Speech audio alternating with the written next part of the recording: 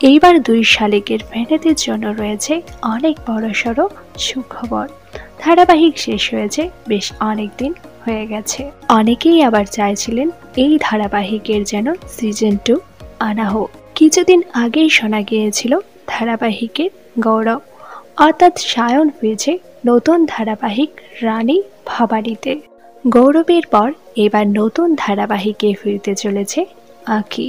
শোনা যাচ্ছে আবার স্টার যাওয়ার সাথেই আসতে চলেছে আঁকি অর্থাৎ তিতিক্ষা দাসের নতুন ধারাবাহিক। তবে তার আসন্ন নতুন ধারাবাহিকের গল্প কি হবে এবং তার বিপরীতে নায়ক হিসেবে কাকে দেখা যাবে সেটা এখনো জানা যায়নি।